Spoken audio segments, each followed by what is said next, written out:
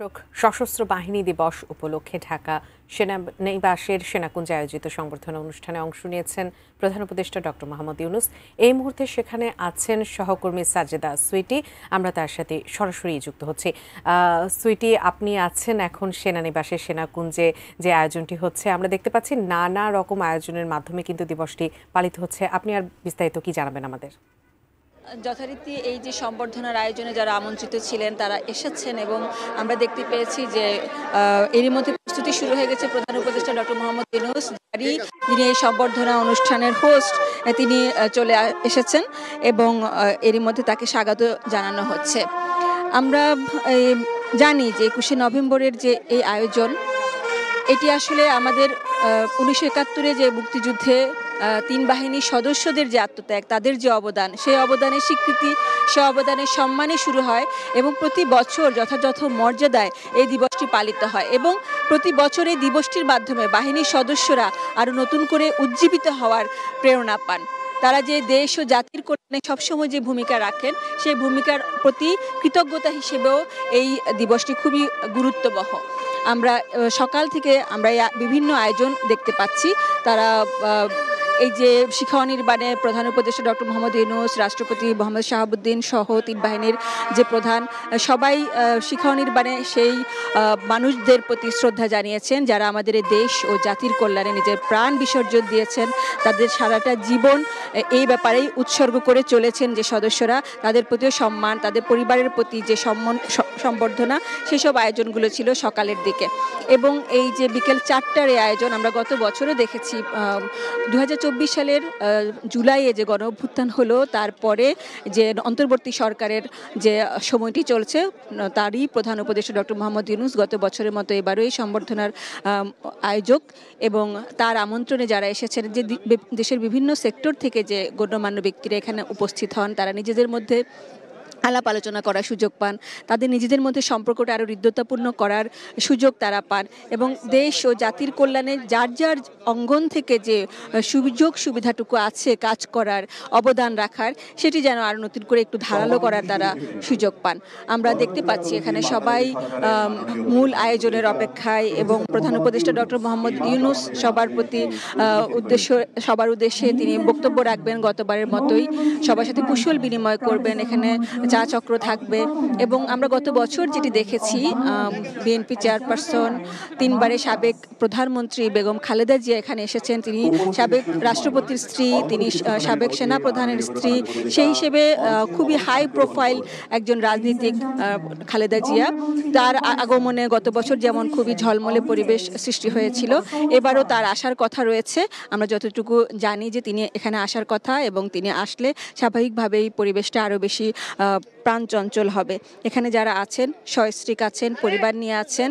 এখানে যারা আসেন সচরাচর, এখানে এটাই আসলে বোঝানো হয় যে এই দেশটা, প্রধান উপদেষ্টাকে আমরা পর্দায় দেখতে পাচ্ছি, তিনি মঞ্চে এরই মধ্যে আছেন এবং সবার সাথে এক হয়ে তিনি সশস্ত্র বাহিনী দিবসের এই আয়োজনগুলোতে আছেন।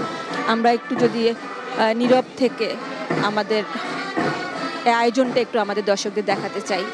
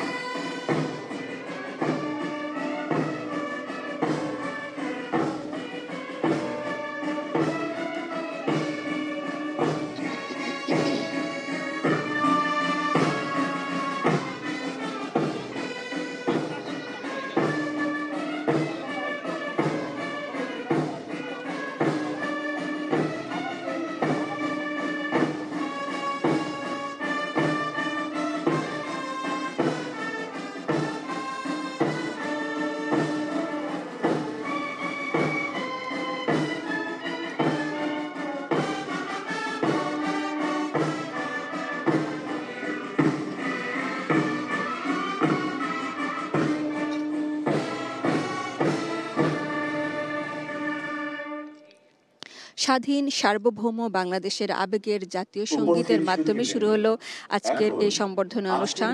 প্রধান উপদেষ্টা ডক্টর মোহাম্মদ ইউনূস, তিন বাহিনীর প্রধান সহ যারা যারা এখানে উপস্থিত আছেন সবাই দাঁড়িয়ে জাতীয় সঙ্গীতের প্রতি শ্রদ্ধা জানিয়ে তারা এই আয়োজনে অংশ নিচ্ছেন। আমরা আমাদের এই দেশটিকে নিয়ে গর্ব করি। উপমহাদেশে বাংলাদেশ এমন একটি দেশ, যে দেশ স্বাধীন হতে রক্ত দিয়েছে, যে দেশ নিজের ভাষার জন্য রক্ত দিয়েছে। সুতরাং এই যে বাংলাদেশের এই আয়োজনগুলো, সশস্ত্র বাহিনী দিবসের যে আয়োজন, এটি আসলে অন্যরকম একটি অর্থবহ। এখানে বোঝা যায় যে আমরা আমাদের দেশ নিয়ে, বাহিনী নিয়ে কতটা আবেগতাড়িত। আমরা মূল আয়োজন দেখতে পাচ্ছি, সবাই নীরবতা পালন করছেন।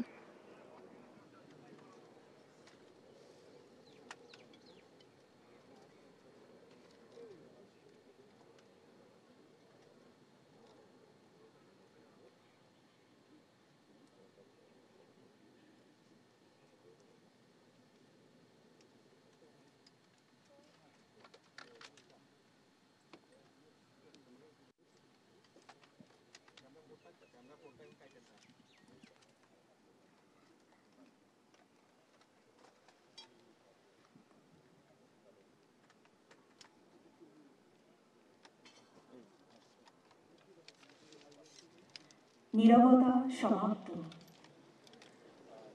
সম্মানিত সুধীবৃন্দ, এখন গণপ্রজাতন্ত্রী বাংলাদেশ সরকারের মাননীয় প্রধান উপদেষ্টা প্রফেসর মোহাম্মদ ইউনূসকে সকলের উদ্দেশ্যে তার মূল্যবান বক্তব্য প্রদান করার জন্য আজকে সম্বর্ধনার আয়োজক, যার আমন্ত্রণে সবাই সম্বর্ধনে এসেছেন, প্রধান উপদেষ্টা ডক্টর মোহাম্মদ ইউনূস এখন সবার উদ্দেশ্যে বক্তব্য রাখবেন। আমরা সরাসরি তার বক্তব্যে চলে যাব। তিনি গত বছরও এই দিনটিতে, ঠিক এই সময়টিতে তিনি সবার উদ্দেশ্যে এক থাকার, দেশকে ভালোবাসার আহ্বান জানিয়েছিলেন। এবার তার বক্তব্যটা শুরু হয়েছে।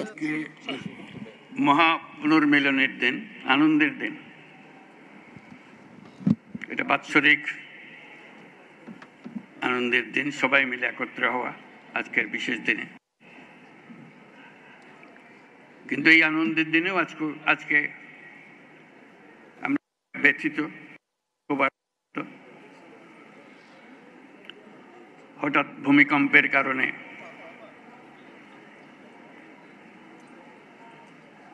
কয়েকজন খেয়াল করেছেন। তার জন্য আমরা শোক পালন করলাম নীরবতার মাধ্যমে। কিন্তু আরো বহু আছে যারা ক্ষতিগ্রস্ত হয়েছে, আহত হয়েছে, সম্পদের ক্ষতি হয়েছে, আর্থিক ক্ষতি হয়েছে। প্রতি আমরা সমবেদনা জানাচ্ছি আজকে। আশা করি তারা আবার নতুনভাবে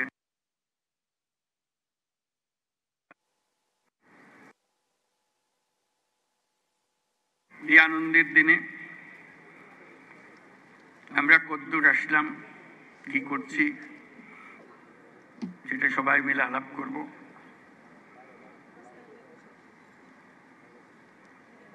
এবং এর প্রেক্ষিত আপনাদের জানা আছে, আমরা আনন্দমুখর হয়, উৎসব মুখর হয় এবং আমাদেরকে সেই যাত্রাপথে সুন্দরভাবে রওনা করে দিতে পারে, সেটার জন্য আমরা সবাই মিলে চেষ্টা করব। বিসমিল্লাহির রহমানির রহিম।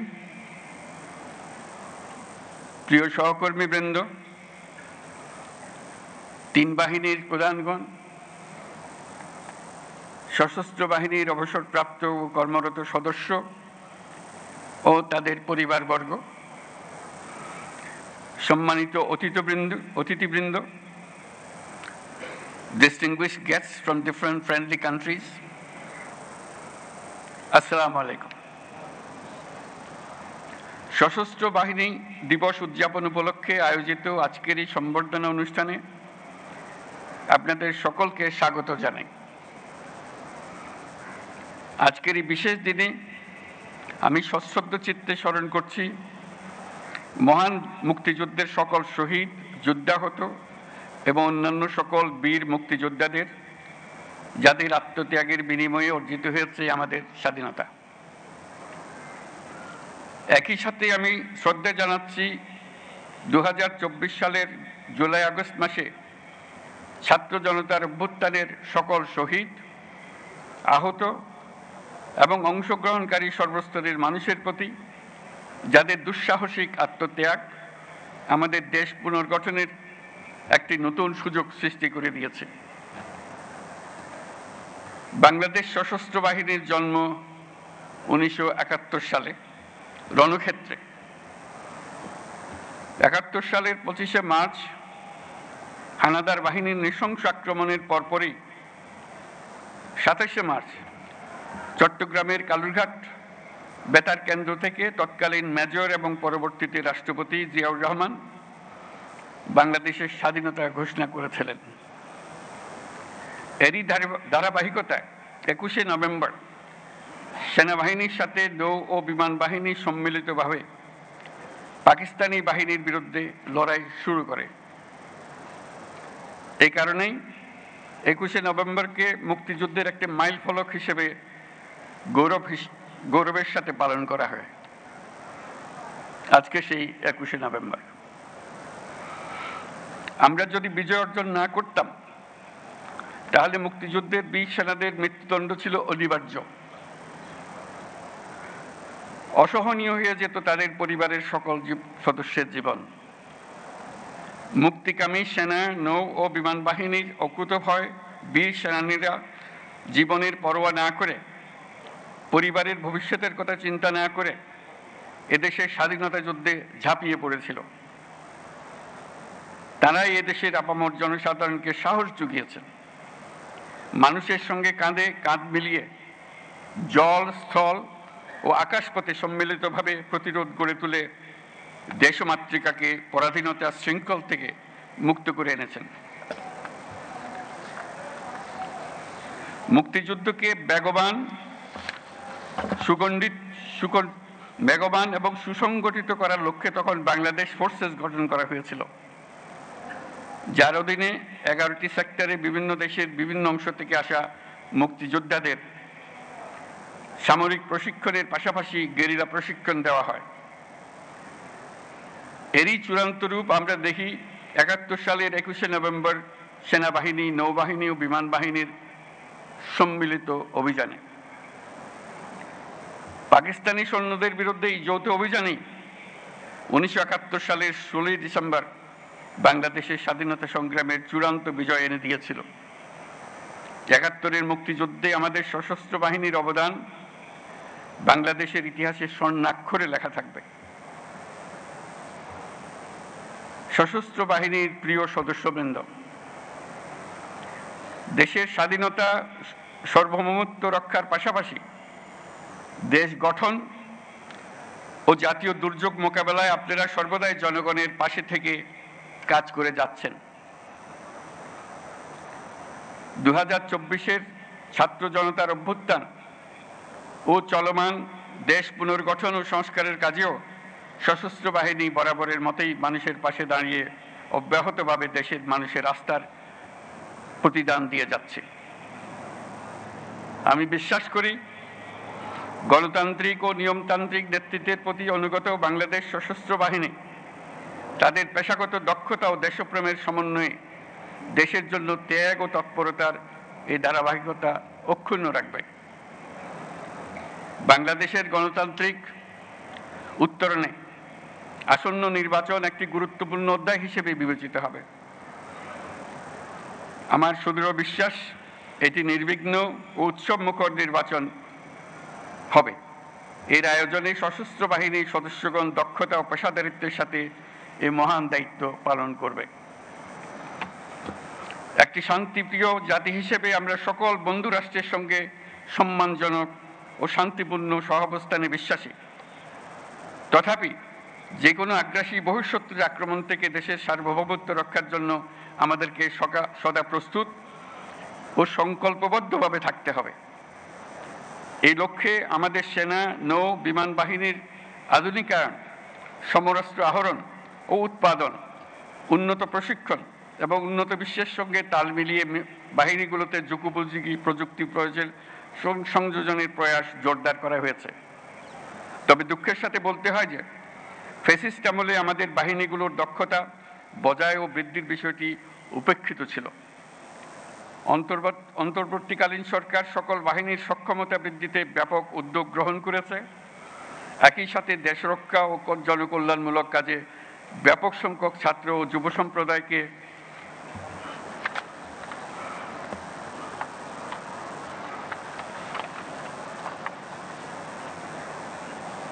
সম্পৃক্ত করার উদ্দেশ্যে বিএনসিসির কার্যক্রম বহুগুণ বৃদ্ধির নীতিগত সিদ্ধান্ত নেওয়া হয়েছে।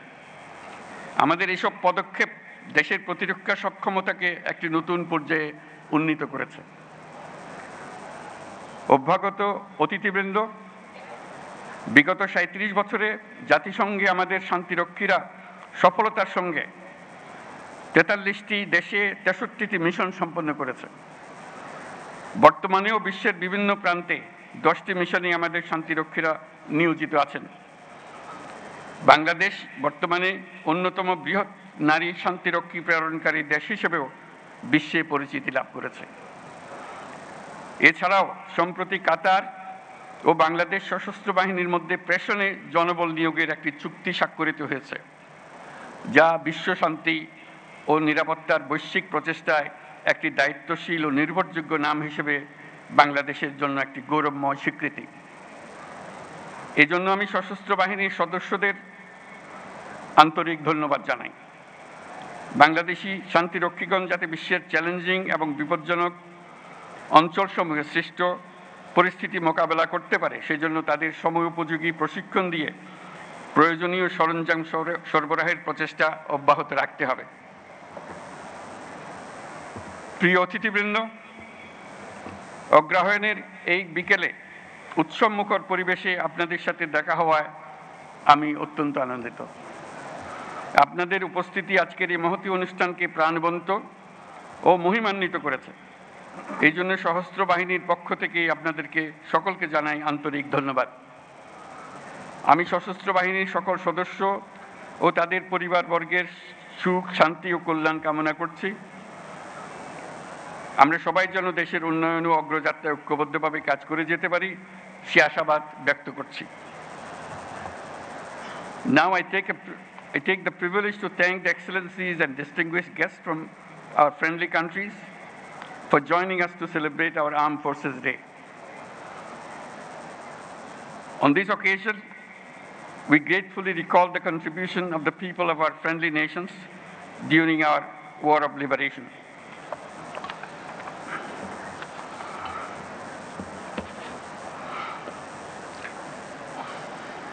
I am also thankful for the excellent support and assistance provided to our armed forces by your countries. I must mention that it is a unique opportunity and great experience for our troops to work together with the global peacekeepers under the umbrella of the United Nations. I assure our full support of my government and our armed forces to the United Nations and the international community in the global peace efforts. I also deeply appreciate those friendly countries that are employing members of our armed forces. We stand ready to expand such cooperation, and I thank you all for your kind presence. সুধীমণ্ডলে আপনাদের সবাইকে আজকের অনুষ্ঠানে অংশগ্রহণের জন্য অশেষ ধন্যবাদ জানাচ্ছি। মহান আল্লাহ আমাদের সহায় হন। আল্লাহ হাফেজ। ধন্যবাদ।